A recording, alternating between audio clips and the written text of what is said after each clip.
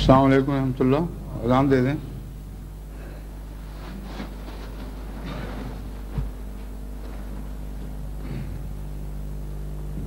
اللہ اکبر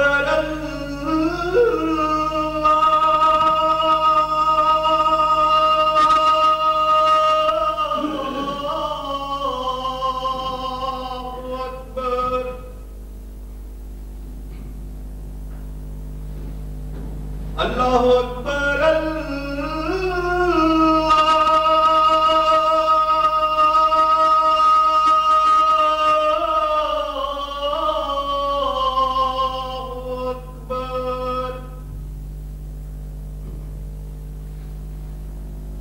اشہد ان لا الہ الا اللہ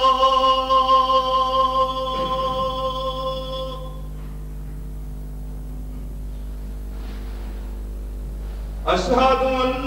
لا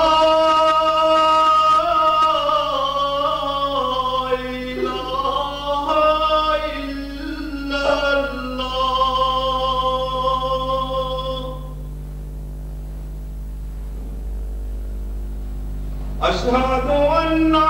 محمد رسول اللہ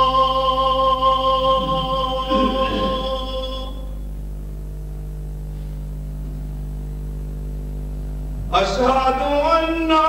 محمد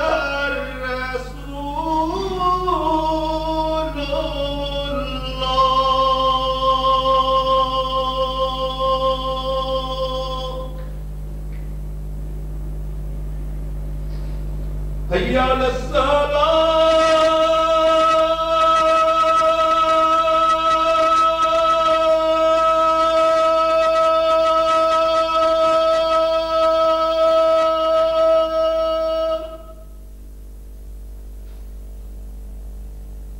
حی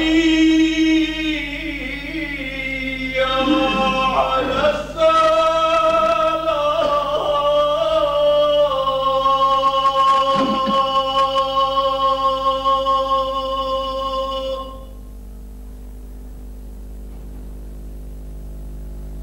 حی علی الفلاح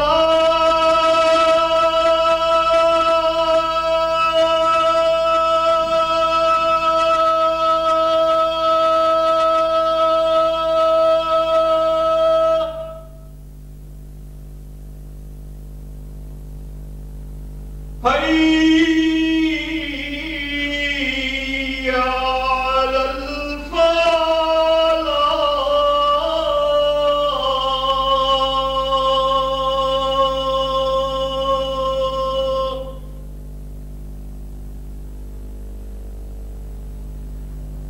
اللہ اکبر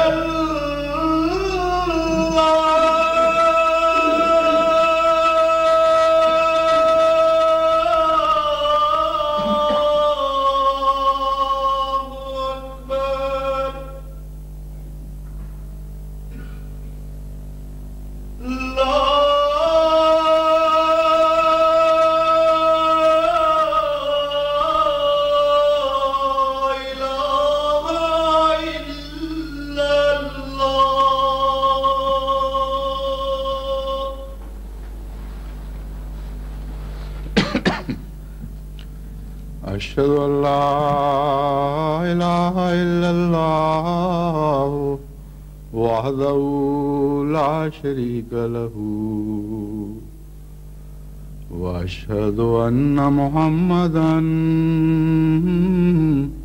عبدہ ورسولہ. اما بعد فاعوذ باللہ من الشیطان الرجیم. بسم اللہ الرحمن الرحیم. الحمد للہ رب العالمین الرحمن الرحیم مالك يوم الدين إياك نعبد وإياك نستعين اهدنا الصراط المستقيم صراط الذين أنعمت عليهم غير المغضوب عليهم ولا الضالين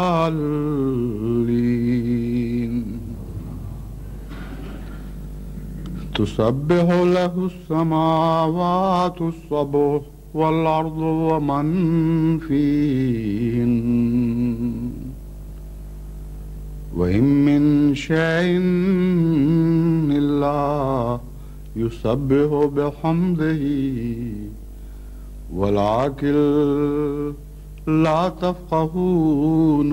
تسبيحهم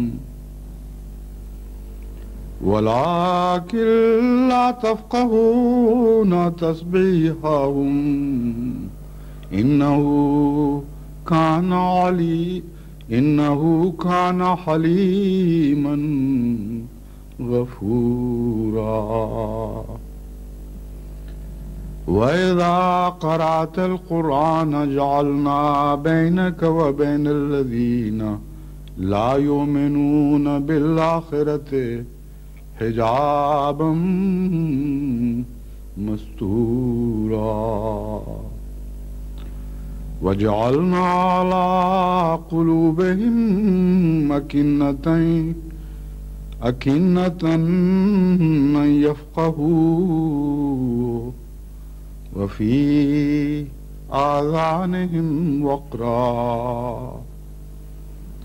وإذا ذكرت ربك في القرآن وحده ولوا على أدبارهم نفورا.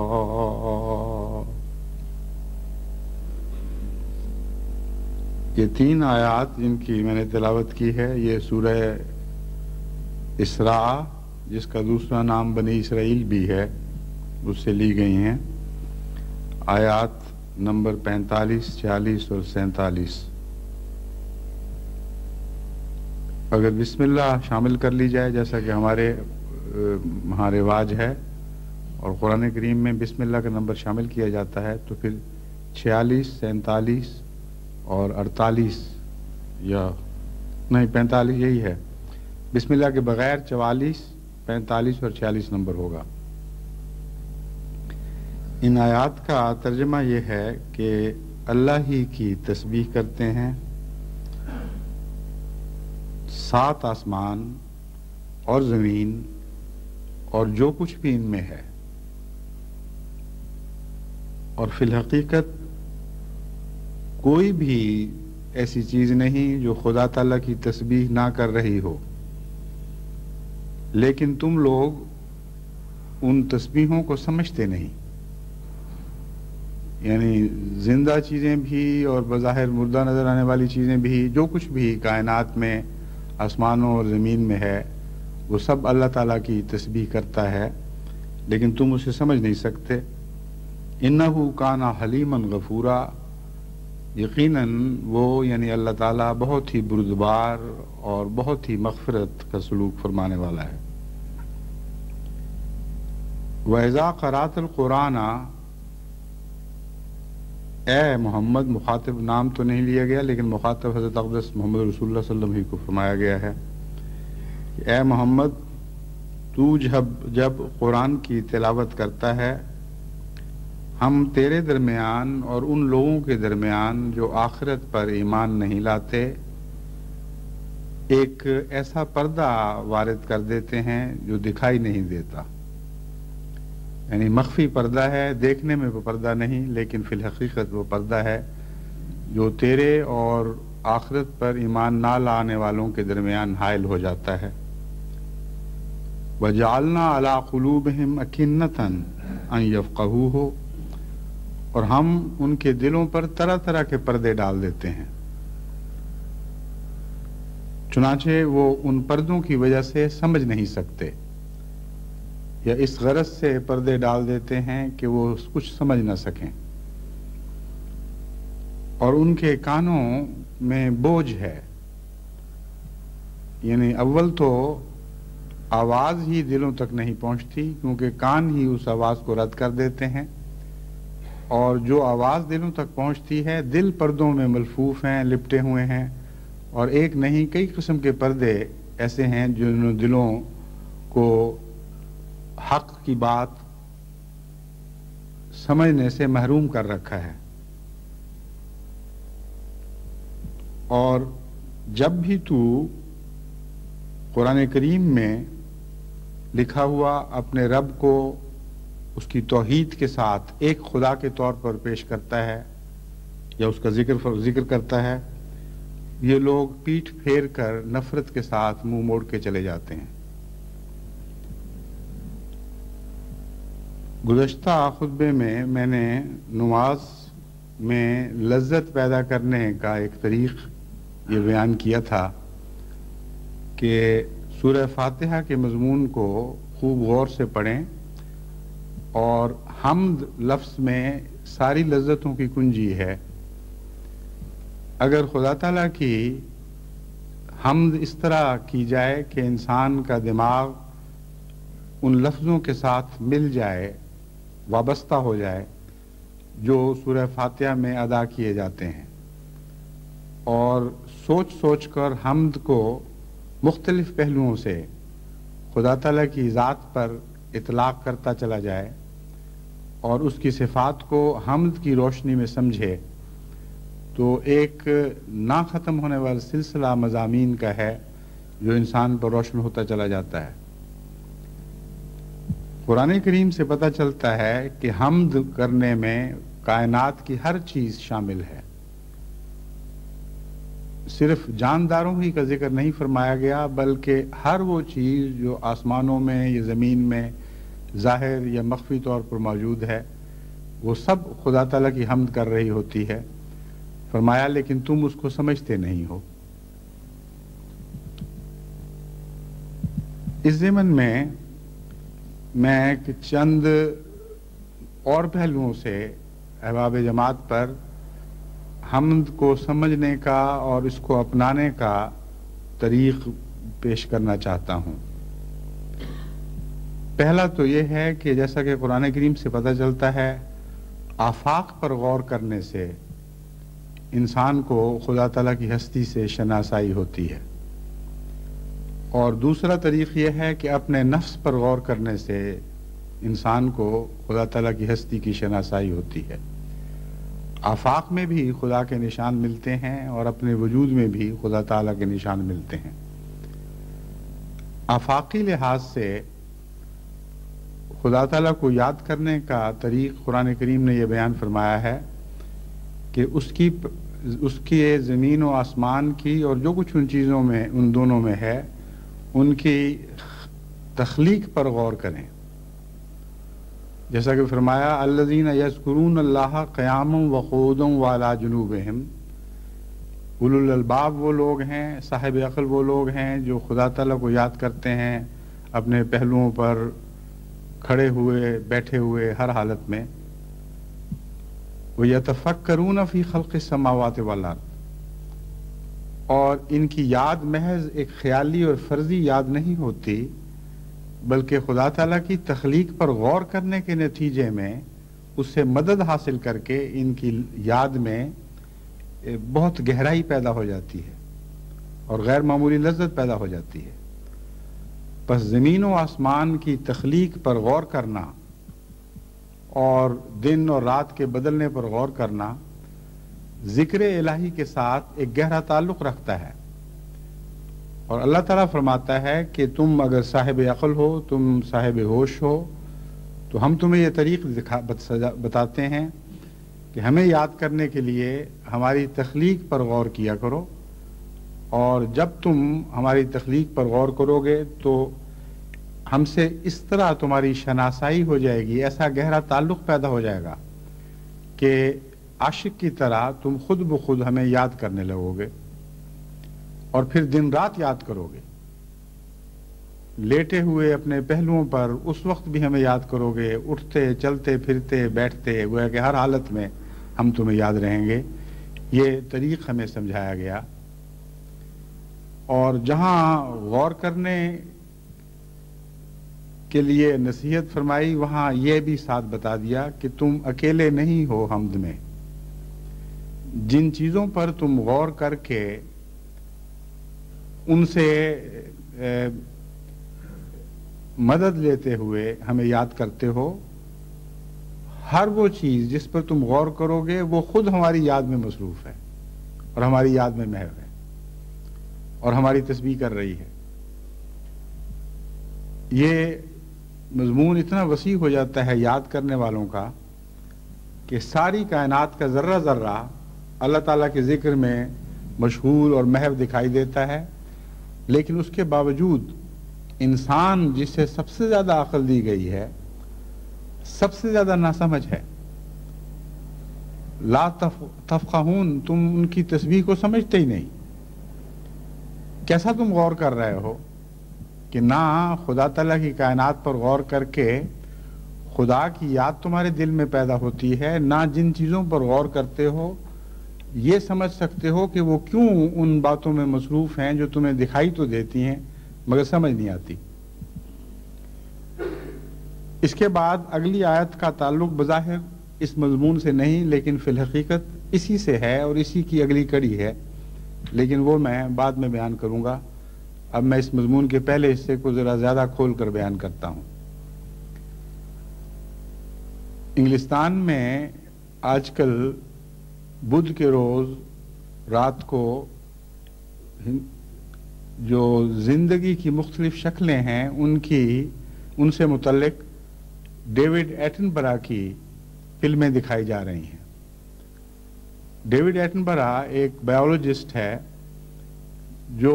اس فن میں غالباً آج تمام دنیا کے زندہ لوگوں میں سب سے زیادہ ماہر ہے کہ مختلف جانوروں کی زندگی کے حالات کو فلمائے، یعنی ویڈیو کے ذریعے، اور پھر ان کی ایسی حالتوں میں ان کو پکڑ لے کہ جو عام طور پر نظر سے اوجھل رہتی ہیں، اور اس طریق پر پھر پیش کرے کہ جس کے نتیجے میں ایک حیرت انگیز منظم زندگی کا نقشہ ہمارے سامنے ابھرتا ہے، اور مختلف پہلوؤں کو وہ لیتا ہے اور ان پہلوؤں سے تعلق رکھنے والے مختلف جانوروں کی فلمیں پھر اکٹھی کر دیتا ہے، اور ایک وسیع نظر میں آپ کو کسی زندگی کے ایک پہلو پر مختلف جانوروں کی وجہ قدر اشتراک دکھائی دینے لگتی ہے۔ اس کی میں مثال آپ کو دوں گا تو پھر آپ کو بات سمجھ میں آ جائے گی۔ یہ وہ لوگ ہیں جنہوں نے خدا تعالیٰ کی تخلیق پر غور کیا ہے اور بہت سے گہرے رازوں سے پردے اٹھائے ہیں، مگر کم ان میں سے وہ خوش نصیب ہیں جو اس کے نتیجے میں ذکر الہی کی طرف متوجہ ہوتے ہیں۔ وہ ان چیزوں کو دیکھ تو رہے ہیں لیکن ان پر یہ آیت صادق آتی ہے کہ تم سمجھتے نہیں ان کی تسبیح کو، کیونکہ تمہارا اپنا مزاج تسبیح کا نہیں ہے، نہ تم یہ سمجھتے ہو کہ یہ کیا حرکتیں کر رہے ہیں اور کیوں خدا کی تسبیح کرتے ہیں اور کیسے تسبیح کرتے ہیں، نہ تمہارا اپنا ذہن اس طرف منتقل ہوتا ہے کہ یہ تو حیرت انگیز خدا تعالیٰ کی تخلیق کے کرشمے ہیں۔ جس طرح ایک مصور کے شاہکار کو دیکھ کر ذہن وہیں نہیں اٹکا رہتا بلکہ مصور کی طرف منتقل ہوتا ہے اور اس کی تعریف کی طرف دل مائل ہوتا ہے۔ بین ہی یہی نتیجہ کائنات پر غور کرنے کا نکلنا چاہیے تھا، اور جب بھی خدا تعالیٰ کی نئی نئی صنعتیں اور حیرت انگیز تخلیق کے کارنامے ہمارے سامنے آتے، اسی حد تک اسی شناسائی کے معیار کے مطابق ہمیں اللہ تعالیٰ کے ذکر میں مصروف ہو جانا چاہیے تھا، مگر قرآن کریم فرماتا ہے کہ تم دیکھتے تو ہو لیکن تم سمجھتے نہیں ہو۔ کچھ یہ تو بڑا دلچسپ مضمون ہے، میں اگرچہ مجھے اتنا وقت نہیں ملتا کہ میں اس قسم کی فلمیں سب دیکھ سکوں، بعض دیکھ لیتا ہوں اور بعض کے متعلق ہمارے عبدالباقی ارشد صاحب کا بیٹا نبیل ہے، اس کو میں کہہ دیتا ہوں وہ میرے لیے وہ تیار کر لیتا ہے، ریکارڈ کر کے مجھے پھر بعد میں بھجوا دیتا ہے. اور بہت سی میں نے ربوہ اس غرض سے بھی بھجوائیں کہ وہاں کی نئی نسلوں میں جو فلمی گانوں کے شوق اور بیہودہ فلمیں دیکھنے کے شوق پیدا ہو رہے ہیں، وہ یہ کچھ دیکھیں جن کا قرآن کریم میں ذکر آتا ہے، جن کے متعلق توجہ دلائی گئی ہے کہ ان چیزوں کو دیکھو، ان پر غور کرو، اور پھر تمہیں خدا تعالیٰ سے محبت پیدا کرنے کے لیے کوئی کوشش نہیں کرنی پڑے گی، از خود تمہارے دل میں خدا کی محبت موجیں مارنے لگے گی اور بے اختیار ذکر میں محو ہو جاؤ گے، اور تسبیح از خودرو چشموں کی طرح تمہارے دل سے پھوٹنے لگے گی. مگر چند بھجوائی ہوں گی، بہت سی ایسی ہیں، میرا خیال ہے کہ انشاءاللہ اور بھی اکٹھی کر کے تو وہاں بھی بھجوائی جائیں، اور باقی افریقہ وغیرہ کے ممالک میں بھی ایسی فلمیں بھجوائی جانی چاہیے، اور بچپن ہی سے بچوں کو دکھا کر ان کے مضامین سے ان کو شناسائی کروانی چاہیے. اب میں آپ کے سامنے مثالیں رکھتا ہوں کہ کس طرح یہ شخص خدا تعالیٰ کی طرف سے غیر معمولی طور پر ایک صلاحیتیں عطا کیا گیا ہے، اور نہایت ہی اعلیٰ طریق پر یہ ان مضامین کو ہم سے روشناس کراتا ہے، جبکہ کسی اور سائنسدان کو میں نے اس حکمت اور عقل اور گہرائی کے ساتھ ایسی فلمیں بناتے ہوئے نہیں دیکھا. ایک مضمون ہے آپس میں جانور ایک دوسرے سے کس طرح اپنے مطالب بیان کرتے ہیں، کس طرح ایک دوسرے سے رابطے پیدا کرتے ہیں. اس ضمن میں اس نے مختلف ذرائع کو خصوصیت سے اختیار کیا، اور پھر ایک ایک ذریعے سے تعلق رکھنے والے مختلف جانوروں کی مثالیں پیش کر کے یہ مضمون کھول کر سامنے رکھا. اس وقت صاف دکھائی دینے لگتا ہے کہ ایک حیرت انگیز خلاق عظیم ہے جس نے باقاعدہ ایک نظام کے تابع یہ حیرت انگیز کائنات پیدا فرمائی ہے. یہ اتفاقات کا حادثہ نہیں ہے. چنانچہ مثال کے طور پر روشنی کے ذریعے جانور ایک دوسرے سے رابطے پیدا کرتے ہیں. وہ دکھاتا ہے کہ کس طرح جگنو جو چمکتے ہیں، ہم لوگ یہ سمجھ رہے ہوتے ہیں، بچے بھی اس سے کھیلتے ہیں اور دلچسپی لیتے ہیں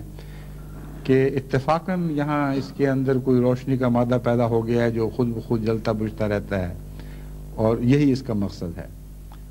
لیکن قرآن کریم فرماتا ہے کہ جب وہ غور کرتے ہیں تو بے اختیار ان کے دل سے یہ بات نکلتی ہے، ربنا ما خلقت ھذا باطلا، اے خدا تو نے یہ چیزیں باطل اور بے مقصد پیدا نہیں فرمائی. تو یہی بات جو باطل نہیں پیدا فرمائی، یہاں تک تو یہ دنیا کے سائنسدان پہنچنے لگے ہیں. خدا کرے اس سے اگلا قدم بھی اٹھا لیں،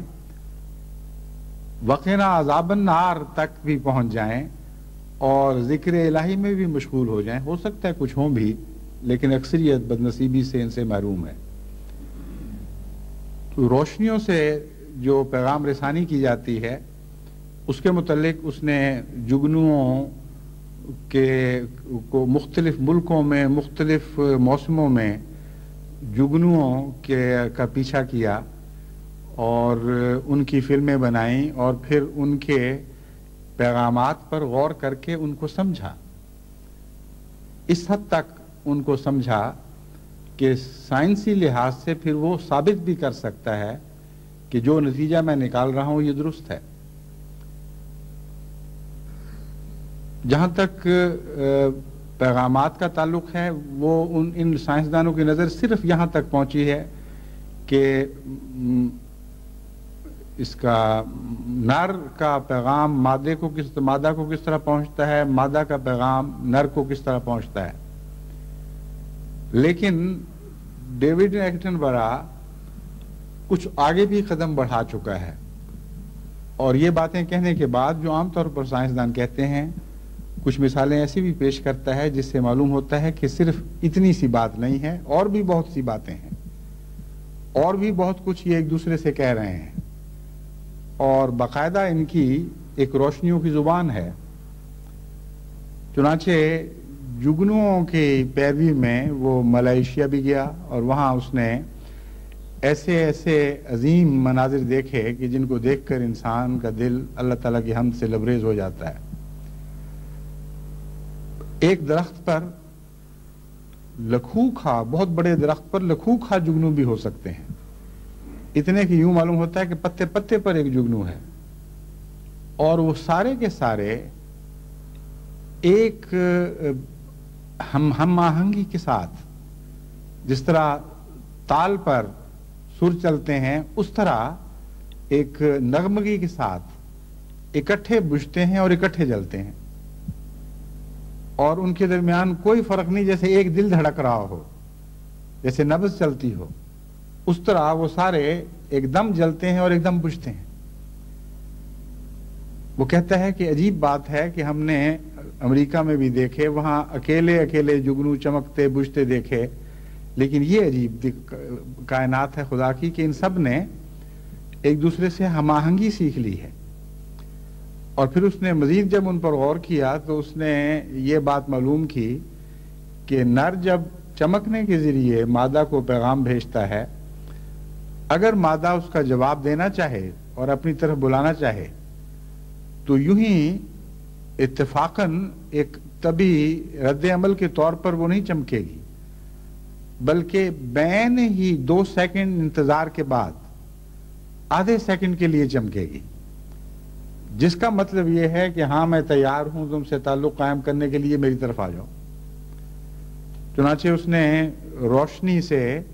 یعنی ٹارچ کے ذریعے یہ کر کے دکھایا. جب جگنو چمکے تو اس کے پورے 2 سیکنڈ کے بعد اس نے ہاتھ پر تھوڑی سی ٹارچ روشن کی اور آدھا سیکنڈ صرف روشن کی، اور اڑتا ہوا ایک جگنو وہاں پہنچ گیا. لیکن یہ جو اتنی سی بات اس نے حاصل کی ہے، اس کے لیے سال ہا سال کی اس کو محنت کرنا پڑی ہوگی، غور کرنا پڑا ہوگا، اور ایک چھوٹا سا علم اس کو حاصل ہو گیا جس کو اس نے سائنسی طور پر ثابت بھی کر دیا. مجھے یاد ہے جب میں ایک دفعہ بنگلہ دیش گیا تو خیال تھا سندربن میں نئی نئی جماعتیں قائم ہو رہی تھیں کہ سندربن بھی جانا چاہیے. چنانچہ یہی نظارہ پہلی مرتبہ میں نے سندربن میں دیکھا تھا، اور مجھے علم نہیں تھا کہ ملائیشیا میں بھی ایسا ہوتا ہوگا. اور آج تک مجھے یاد ہے اس کی کیفیت، یاد تو ہے لیکن ناقابل بیان ہے جب آپ خود یہ نظارہ دیکھیں کہ دور تک میل ہا میل تک سارے درخت جگنوں سے بھرے ہوئے ہیں اور سارے بیک لخت بجھتے اور بیک لخت جلتے ہیں، اور کوئی انسانی روشنیوں کا کھیل اس سے زیادہ دل کو متاثر نہیں کر سکتا. لیکن ملائیشیا کا تو مجھے علم نہیں، مگر بنگلہ دیش میں سندربن میں ایک مزید بات اور بھی تھی کہ وہ ان کا نام مجھے یاد نہیں، جھینگر قسم کی چیزیں ہیں جو درختوں کے اوپر آوازیں نکالتے ہیں، خاص قسم کی کرچ کرچ کی سی آوازیں بھی نکلا کرتی ہیں. لیکن جو بنگلہ دیش میں آوازیں تھیں وہ گھنٹیوں سے مشابہ تھیں. اور بعد میں مجھے علم ہوا کہ ایک ایسا انسیکٹ حشرات الارض میں سے ایک قسم ایسی ہے جس کا نام ہی انہوں نے گھنٹی والا رکھا ہوا ہے. تو یوں لگتا تھا گھنٹی بجی ہے. ادھر روشنیاں یک دفعہ جلتی اور یک دفعہ بجھتی تھیں، اور ادھر یہ گھنٹیاں یک دفعہ چلتی اور یک دفعہ ختم ہو جاتی تھیں، اور ان کی ٹن ٹن ٹن ٹن کی آواز اس رات کے وقت حیرت انگیز ایک کیفیت، ایک حیرت انگیز اثر پیدا کرنے والا تجربہ تھا، جس پر میں غور کرتا رہا اور حیران تھا کہ کس طرح خدا تعالیٰ نے مختلف جگہوں میں کیا کیا حسن پھیلا رکھا ہے اور اپنے کیسے کیسے جلوے دکھاتا ہے، اور اس کو کوئی پرواہ نہیں کہ باہر سے دنیا آتی ہے، دیکھتی ہے، نہیں دیکھتی، ان لوگوں کو بھی کچھ سمجھ آتی ہے کہ نہیں آتی. مگر وہ سارے جگنو ایک دم کیوں جلتے تھے اور ایک دم کیوں بجھتے تھے؟ اگر مادہ کی تلاش تھی تو عام طور پر جانوروں میں یہ رجحان پایا جاتا ہے کہ مادہ کے لیے وہ الگ ہو کر باقیوں سے بچ کر ایسے اشارے دیتے ہیں تاکہ دوسرے رقیب نہ ان کے پہنچ جائیں، مگر وہاں یہ نظارہ نہیں تھا۔ بس ڈیوڈ ایٹنبرا کی فلم میں جب میں نے دیکھا تو مجھے وہ یاد آ گیا۔ یہ ایک طریق ہے تسبیح کا، خدا تعالیٰ کی تسبیح دنیا میں ہر چیز کر رہی ہے، کچھ آوازوں کے ذریعے، کچھ روشنی کے ذریعے، کچھ سجدہ ریز ہو کر، کچھ لہکتے ہوئے، ہزارہا مخلوقات کی قسمیں یا انگنت کہنا چاہیے، اور ہزارہا تسبیح کی قسمیں یا انگنت کہنا چاہیے دنیا میں موجود ہیں، لیکن ہم غافل آنکھوں سے ان کو دیکھ کر گزر جاتے ہیں اور معلوم نہیں ہوتا کہ ہمارے خالق نے کیسی کیسی حسین چیزیں تخلیق فرما رکھی ہیں۔ روشنیوں کے سلسلے میں مجھے یاد ہے وہاں ہی رات کے وقت کشتی میں سفر کا موقع ملا تو ایسی مچھلیاں ہمارے ساتھ ساتھ دوڑتی تھیں جو چاندی کی طرح چمک رہی تھیں، اور پہلی مرتبہ مجھے یہ اتفاق ہوا تھا کہ ایسی مچھلی دیکھوں جو چاندی کی طرح چمکتی، یوں لگتا تھا کہ باقاعدہ چاندی کی بنی ہوئی مچھلیاں ہیں جو کوندے مار رہی ہیں ساتھ ساتھ اور سطح کے قریب آ کر کشتی کی پیروی کرتی تھیں۔ ڈیوڈ ایٹنبرا نے فلم میں نہ صرف فضا میں چمکنے والے حشرات الارض کی تصویریں کھینچی ہیں، مختلف قسم کی، صرف جگنوؤں کی نہیں، بلکہ زمین پر چلنے والوں کی بھی کھینچی ہیں اور سمندر میں ڈوبے ہوئوں کی بھی کھینچی ہیں، اور وہ بتاتا ہے کہ نہ جب اس حیرت انگیز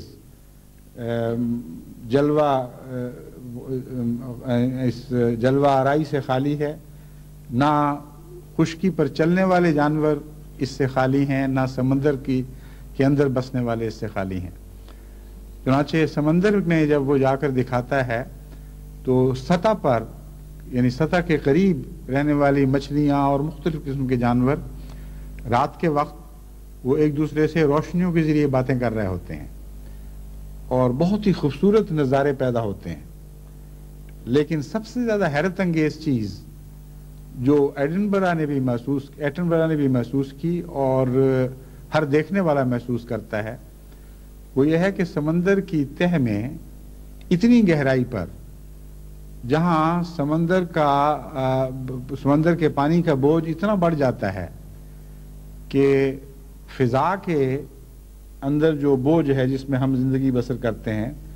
اس سے 50 گنا سے بھی زیادہ ہو جاتا ہے۔ یعنی اتنا بوجھ ہے کہ اگر ایک انسان بغیر کسی مشینی سہارے کے، بغیر خاص قسم کے خوت پہنے ہوئے نیچے چلا جائے تو اس بوجھ سے پچک کر اس طرح چپٹ کے پھیل جائے اور بکھر جائے جس طرح اس کے اوپر کئی ٹن وزن ڈال دیا جائے، شاید اس سے بھی زیادہ وزن ہو، کیونکہ 50 گنا فضائی وزن سے زیادہ وزن ہو جاتا ہے نیچے جا کر۔ وہاں ڈیوڈ ایٹنبرا یہ تمہید قائم کرتا ہے کہ میں جب خاص قسم کی کشتی میں بیٹھ کر کیمرے وغیرہ لے کر نیچے گیا تو اول تو یہ بھی نہیں سوچ سکتا تھا انسان کہ اس نے اتنے حیرت انگیز دباؤ کے نیچے کوئی زندگی پل سکتی ہے، لیکن مزید حیرت اس بات پر ہے کہ وہاں روشنی کا کوئی اشارہ بھی نہیں پہنچتا، کوئی نور کی کوئی ایک اچھٹی ہوئی کرن بھی وہاں داخل نہیں ہو سکتی، کیونکہ اوپر کی سطح کا پانی اس کو جذب کر لیتا ہے، اور مکمل تاریکی کا اگر کہیں کوئی تصور ہے تو وہ نیچے ہے، کلیتاً بالکل ایک تاریک دنیا ہے۔ کہتا وہاں جب ہم نیچے پہنچے، وہ دکھاتا ہے وہ فلم، تو وہاں ہمیں ایسی حیرت انگیز مچھلیاں دکھائی دیں، ہر قسم کے مختلف جانور چلتے پھرتے دکھائی دیے، جن کا آپس میں گفتگو کا ذریعہ روشنی تھا۔ بس اس انتہائی اندھیرے میں بھی خدا نے مخلوق کو روشنی کے ذریعے ایک دوسرے سے گفتگو کرنے کا سلیقہ سکھایا ہوا ہے اور ملکہ عطا کر رکھا ہے، وہ اعضاء عطا کر دیے ہیں جن کا بنانا آج کے سائنسدان کے بھی اختیار میں نہیں کہ اس طرح اس کو بنا کر ان کے جانوروں کے اندر وہ رکھ دے اور وہ ایسے حیرت انگیز طریق پر کارفرما ہوں کہ اس کو سمجھنا بھی انسان کے لیے ایک امر محال ہے، یعنی اس مسئلے کو حل نہیں کر سکتا۔ وہ جو ٹارچیں نیچے خدا نے بنا رکھی ہی ہیں مختلف قسم کی مچھلیوں کے لیے، وہ ہمارے جس طرح بلب تعلق رکھتے ہیں بٹنوں کے ساتھ، مرضی سے جلائے بجھائے جا سکتے ہیں، اسی طرح جانوروں کی مرضی پر وہ روشنیاں ہیں، از خود طبی طور پر نہیں جلتی، بلکہ جانوروں کی مرضی ہے، جب چاہیں روشن کر لیں، جب چاہیں بجھا دیں۔ اور اتنے خوبصورت رنگ ہیں کہ بعض مچھلیاں جب وہ اکٹھا سارا رنگ اپنے سارے رنگ ظاہر کرتی ہیں تو کوئی اس کا آگ کا کھیل جو آپ نے دنیا میں دیکھا ہوگا اس کا مقابلہ نہیں کرتا۔ حد سے زیادہ خوبصورت مناظر پیدا ہوتے ہیں، اور عجیب بات یہ ہے کہ اتنا مکمل اختیار دے دیا گیا ہے ان کو کہ اگر وہ چاہیں تو اپنے آدھے جسم کو روشن، ایک طرف کے آدھے جسم کو روشن کریں، اگر چاہیں تو دوسری طرف کے آدھے جسم کو روشن کریں۔ چنانچہ وہ دوستوں کا جوڑا جو یہ پسند نہیں کرتا کہ لوگوں کو پتہ چلے کہ ہم دوستی کر کے اکٹھے پھر رہے ہیں، ان کی تصویر اس نے اس طرح لی ہوئی ہے کہ ان کا وہ پہلو جو ایک دوسرے کی طرف ہے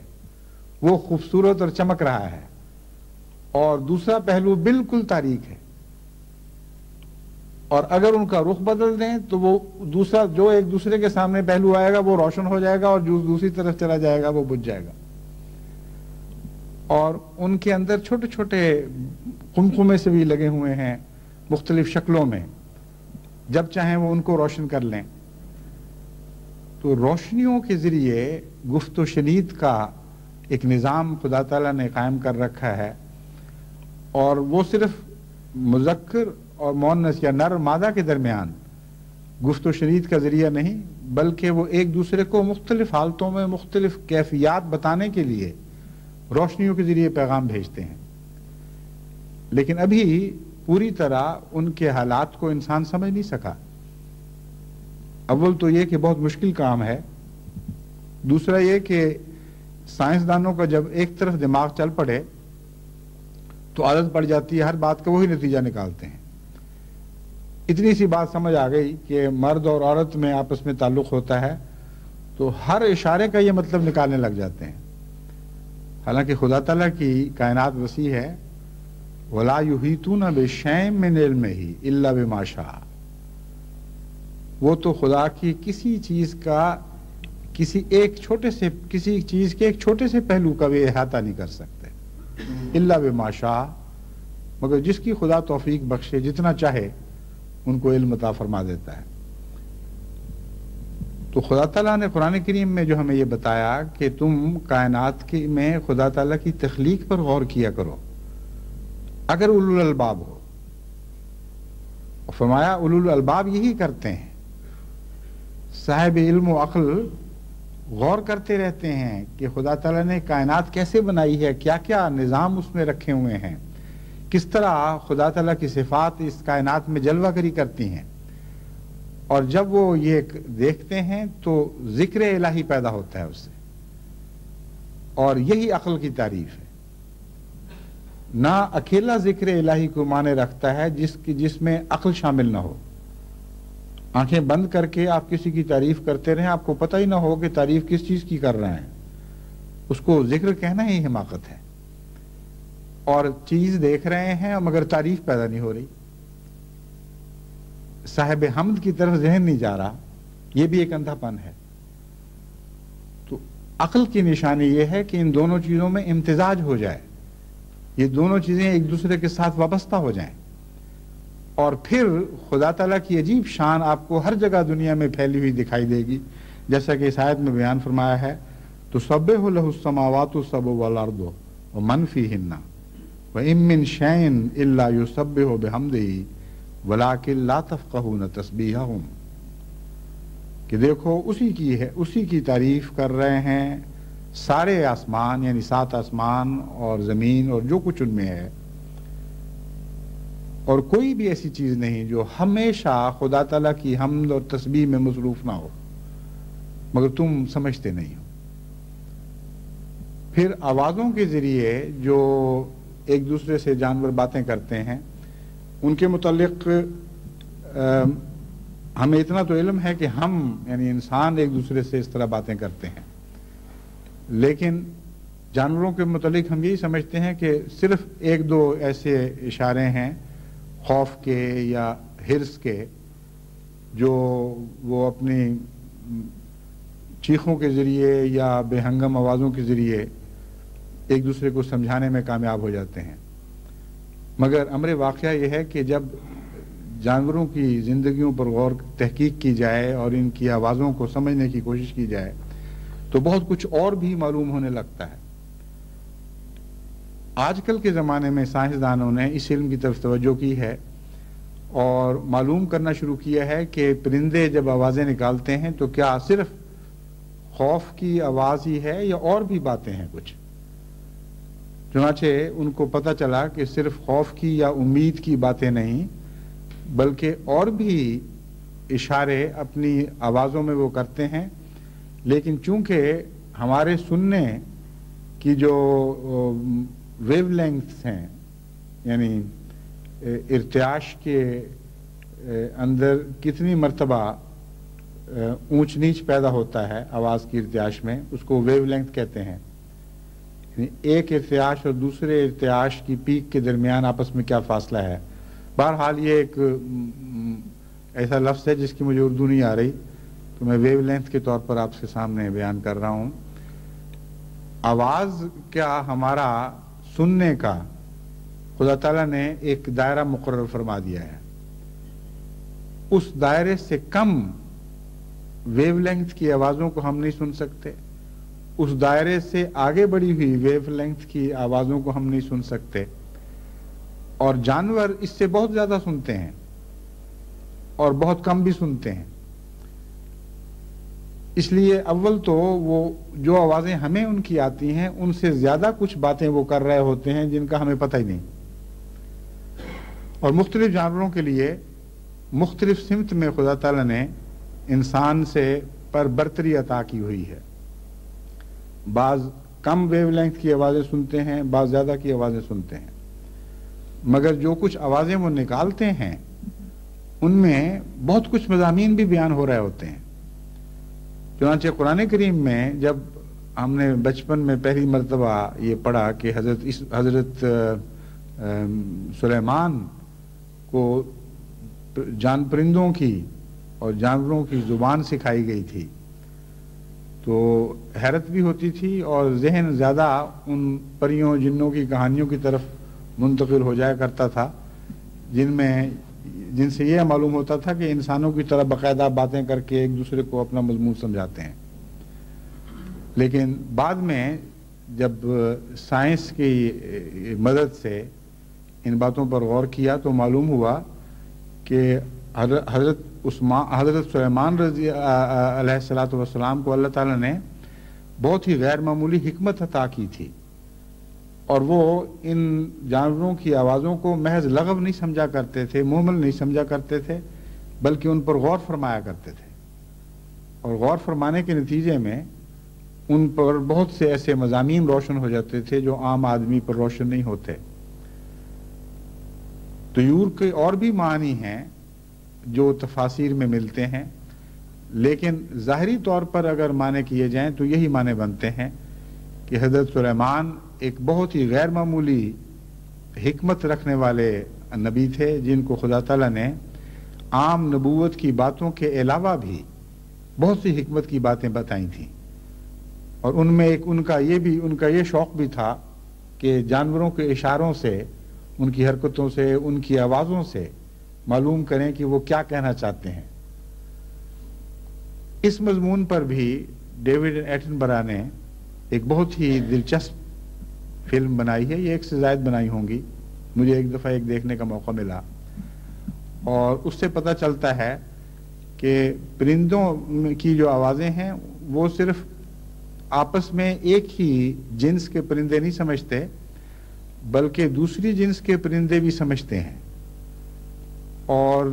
جب یہ خاص وقتوں میں خاص پیغام دینا چاہتے ہیں تو سارا جنگل ان آوازوں سے گونج رہا ہوتا ہے۔ انسان سمجھتا ہے کہ اب اس نقار خانے میں طوطی کی آواز کون سمجھے گا اور کون سنے گا، لیکن اس نے بڑے گہرے غور سے یہ معلوم کیا کہ وہ جانور جو اپنی آواز دور تک دوسرے اپنے ہم جنسوں کو پہنچانا چاہتے ہیں وہ اس آواز کے ہنگامے میں ان وقفوں کی تلاش کرتے ہیں جب دوسروں کی آوازیں اس وقت بند ہوئی ہوتی ہیں۔ چنانچہ عین اس وقت جبکہ دوسری بڑی آوازیں جو ان کی آواز کو ڈبوتی ہیں وہ رکتی ہیں تو ایک دم یہ پھر اپنی چیخ چلاتے ہیں۔ اور اس سلسلے میں اور بھی بہت سی اس نے باتیں دلچسپ دریافت کی تو پتہ چلا کہ باقاعدہ ردم ہیں، باقاعدہ آپس میں جس طرح ریڈیو اسٹیشنز نے ویو لینگتھ الاٹ کی ہوئی ہوتی ہیں کہ اس ویو لینگتھ پر ہم پیغام بھیجیں گے، اس پر تم بھیجو تاکہ مل جل نہ جائیں، اسی طرح جانوروں کی آوازوں کی ویو لینگتھ، ان کی پچیں، ان کی بہت سی اور چیزیں ان کو ایک دوسرے سے مختلف بھی کر دیتی ہیں، اور آوازوں کے ایک شور میں جہاں بظاہر میں یوں معلوم ہوتا ہے کہ ہر آواز ایک دوسرے سے مل گئی ہے، وہاں ان کی آوازیں اپنی خاص ادا کے ساتھ، اپنی خاص خصوصیت کے ساتھ ان کے ہم جنسوں کو پہنچ رہی ہوتی ہیں۔ بس بعض دفعہ وقفوں سے فائدہ اٹھا کر، بعض دفعہ آواز کی قسموں کی صلاحیت کی بنا پر یہ بے انتہا شور میں بھی ایک دوسرے سے گفت و شنید کی صلاحیت رکھتے ہیں، اور اس کے ساتھ پھر بعض پرندے بعض دوسری آوازوں کو ساتھ شامل بھی کر لیتے ہیں۔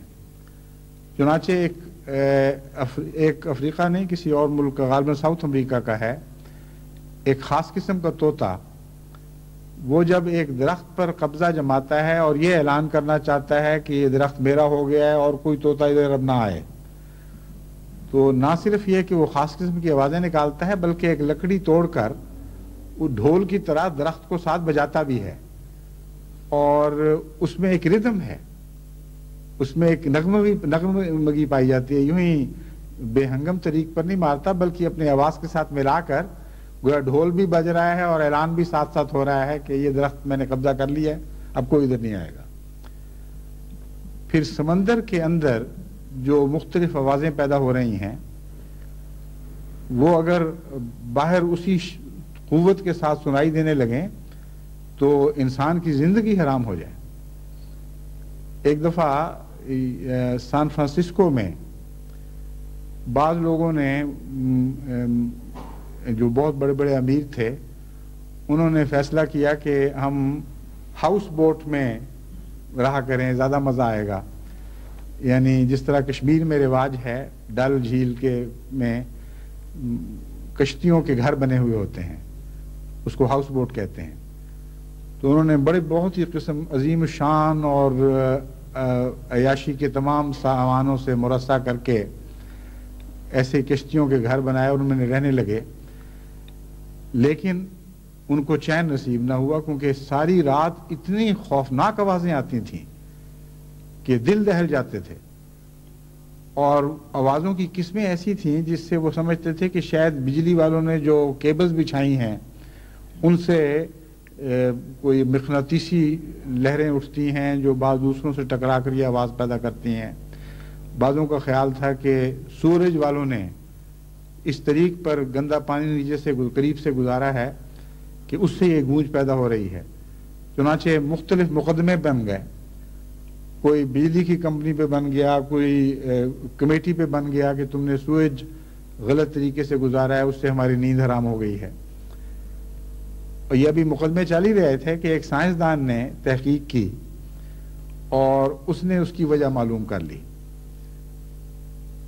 اس علاقے میں ایک خاص قسم کی مچھلی پائی جاتی ہے جو سارا دن خاموش رہتی ہے اور ساری رات آوازیں نکالتی ہے، اور ان آوازوں کے ذریعے مچھلیاں ایک دوسرے کو رات کو پیغام دے رہی ہوتی ہیں کہ ہم یہاں ہیں، یہاں آ جاؤ۔ چنانچہ اس نے ایک اسی قسم کی آواز ریکارڈ کی، یعنی خود اس کے بنا کر، اور سمندر کے اندر ایک لاؤڈ سپیکر جس پر پانی اثر نہیں کرتا تھا وہ لٹکایا، اور کیمرے مقرر کیے جو اس کی تصویریں کھینچیں۔ تو جب وہ وہی آواز نکالتا تھا تو اس لاؤڈ سپیکر کے گرد بڑی تیزی کے ساتھ وہ مچھلیاں حملہ کر کے آتی تھیں،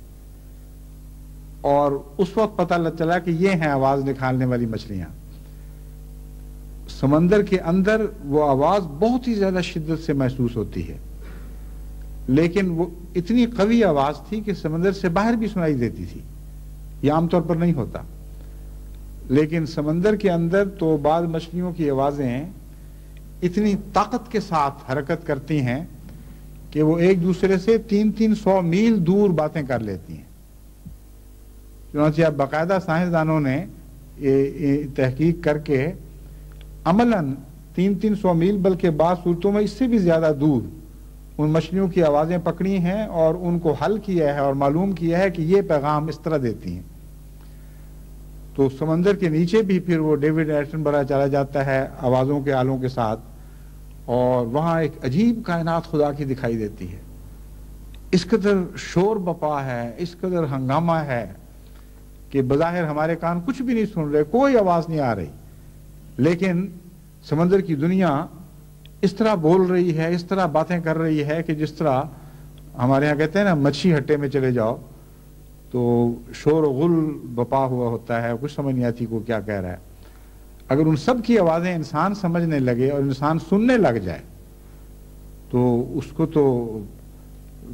اس کے سمجھنا تو کیا درکنار،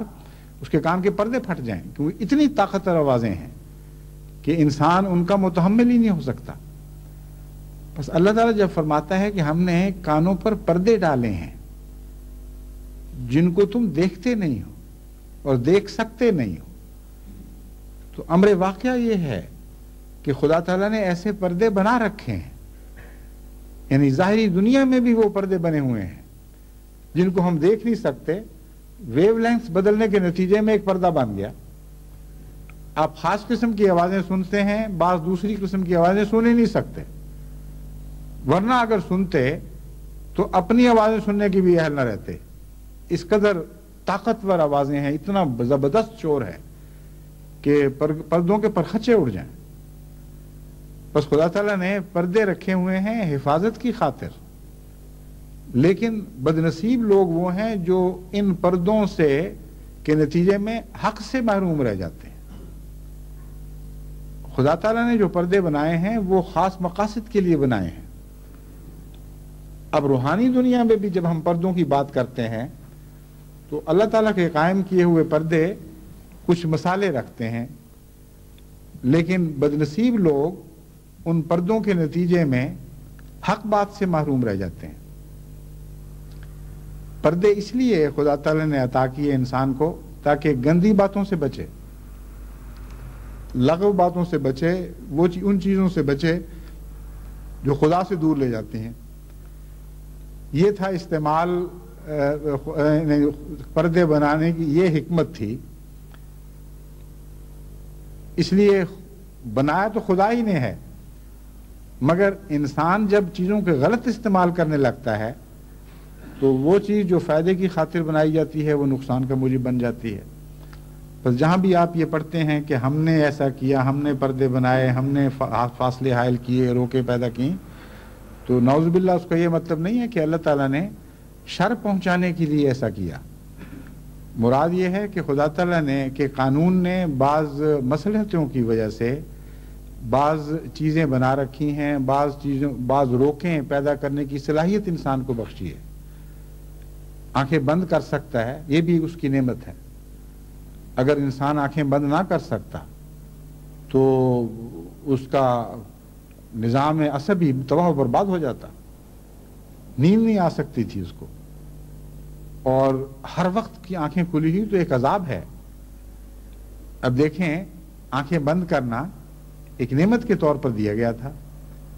مگر آپ اگر روشنیوں سے آنکھیں بند کر لیں اور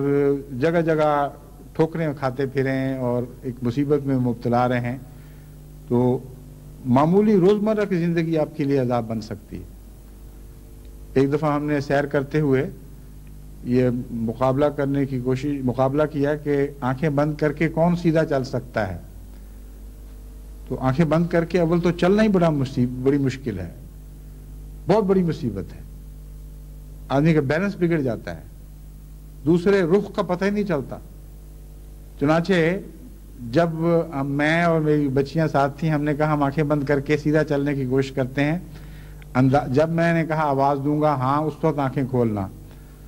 تو جب میں نے آواز دی تو کوئی کسی طرف نکلا ہوا تھا، کوئی کسی طرف نکلا ہوا تھا، اور کوئی اس سے پہلے ہی کسی جگہ ٹھوکر کھا کے تو سفر بند کر چکا تھا۔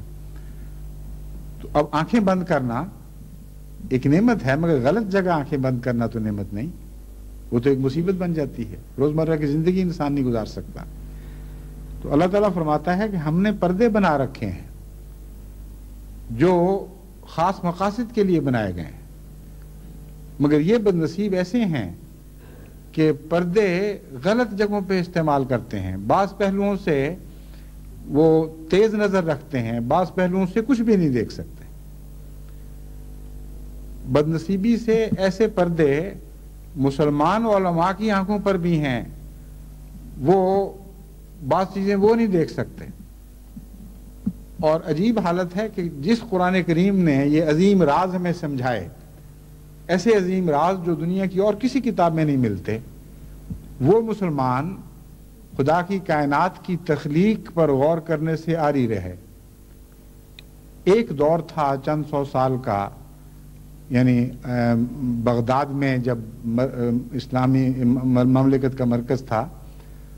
جس میں سائنسدانوں نے بڑی ترقی کی ہے، اس میں کوئی شک نہیں، مگر وہ ماضی کی بات بن چکی ہے۔ اب ان چیزوں پر غور کے لیے مسلمانوں کی آنکھیں نہیں کھلتی اور غیر کھولتے ہیں، لیکن مسلمان ذکر کی طرف تو بہرحال مائل ہوتے ہیں،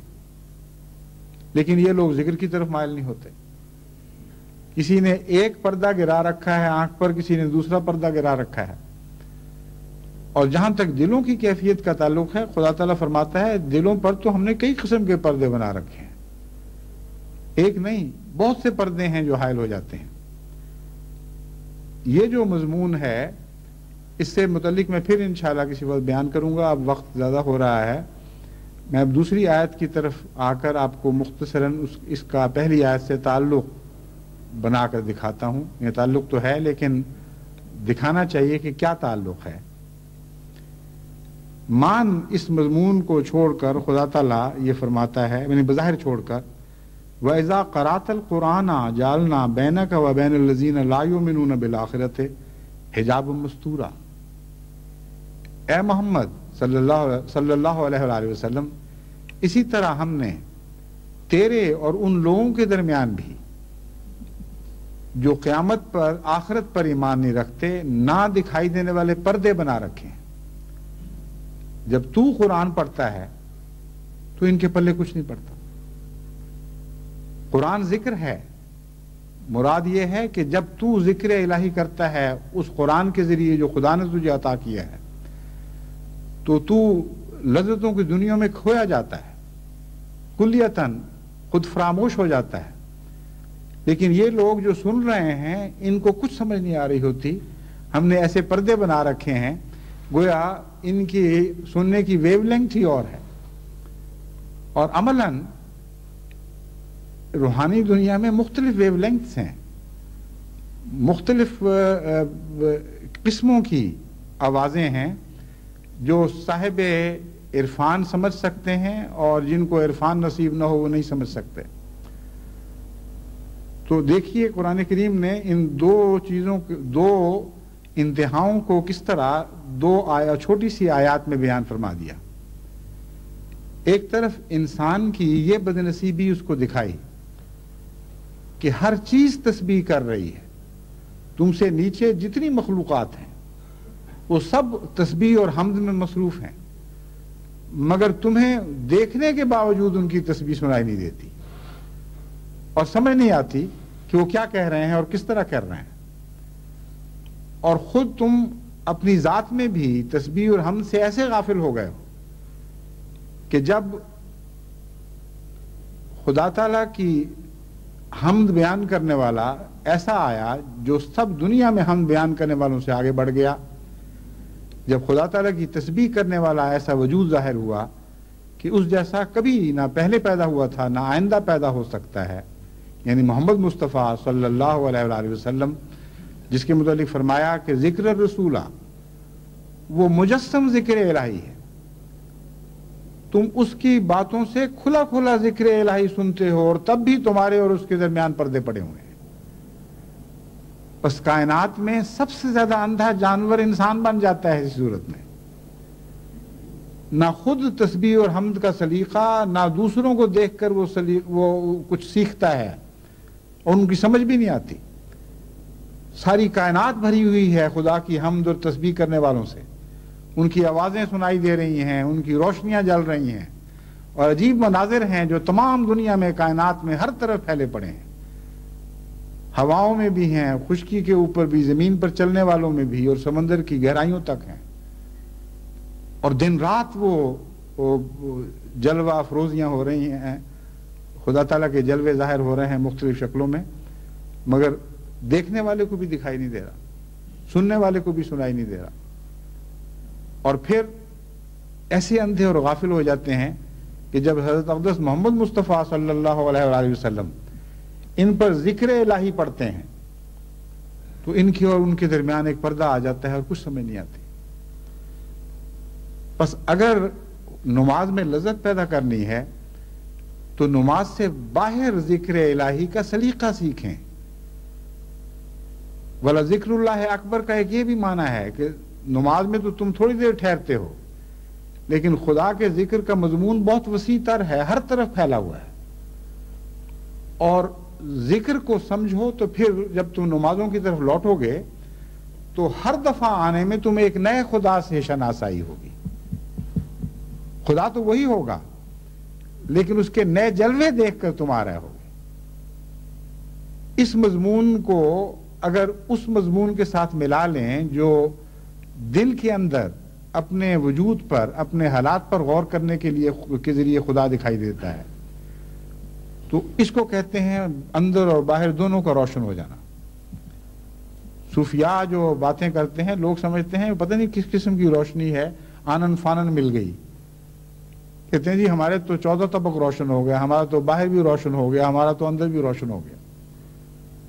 وہ کوئی ایسی روشنی نہیں ہے جو اچانک بلب جلا کر ان کو نصیب ہو جاتی ہے،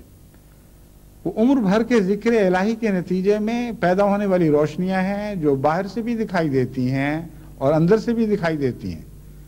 اور وہ بڑھتی رہتی ہیں، اور ان کے اندر ایک نئی چمک پیدا ہو جاتی ہے، نئے نئے رنگ ظاہر ہونے لگتے ہیں۔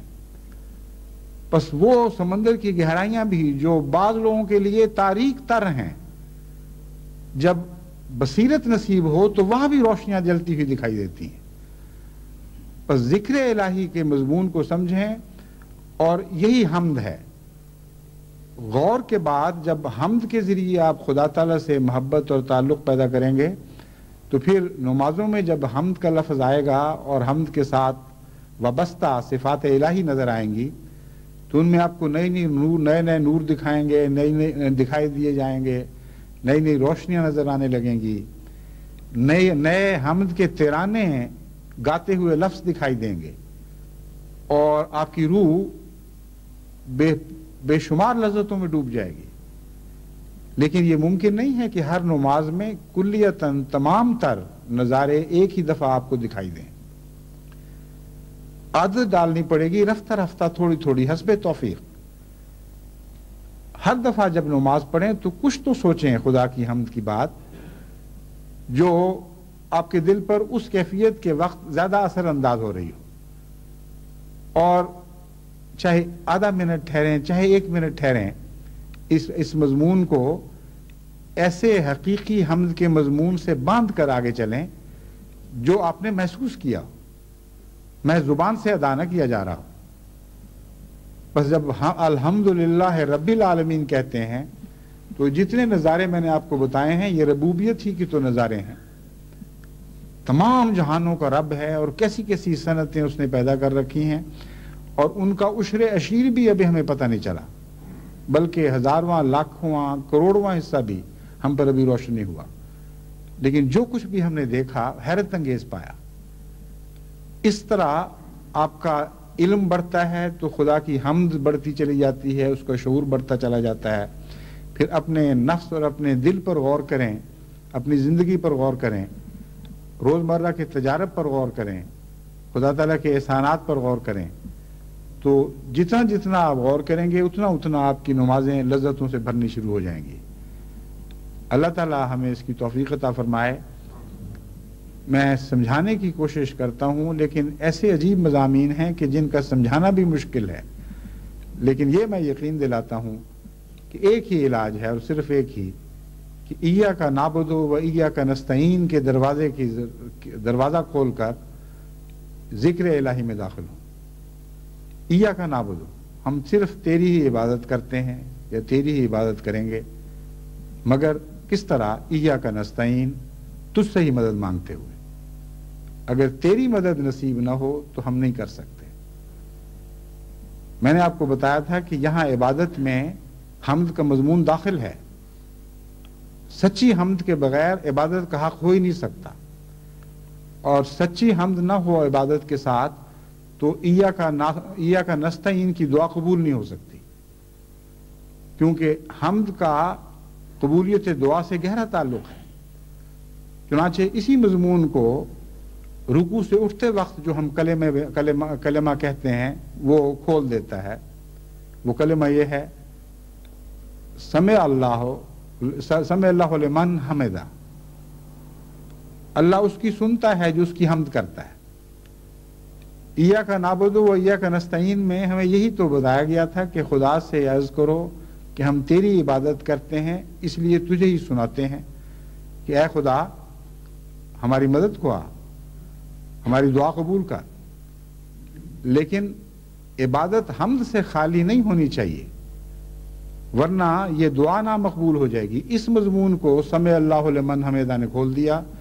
کہ اللہ سنتا ضرور ہے، مگر ان کی سنتا ہے جو اس کی حمد کرتے ہیں. حمد کے ذریعے تعلق قائم ہوتا ہے. پس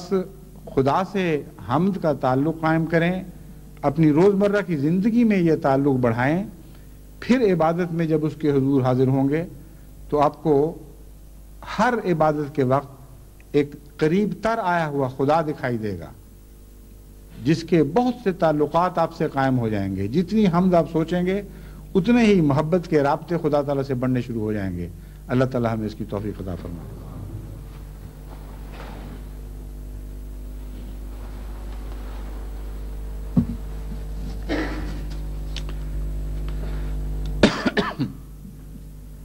الحمد للہ نحمده ونستعینه ونستغفره ونؤمن به ونتوکل علیہ ونعوذ باللہ من شرور انفسنا ومن سیئات اعمالنا من يهده اللہ فلا مضل له ومن يضلله فلا هادی له ونشهد أن لا إله إلا الله وحده لا شريك له ونشهد أن محمدا عبده ورسوله. عباد الله رحمكم الله إن الله يأمر بالعدل والإحسان وإيتاء ذي القربى وينهى عن الفحشاء والمنكر والبغي يعظكم لعلكم تذكرون. اذكروا الله يذكركم وادعوه يستجب لكم وَلَذِكْرُ اللَّهِ أَكْبَرُ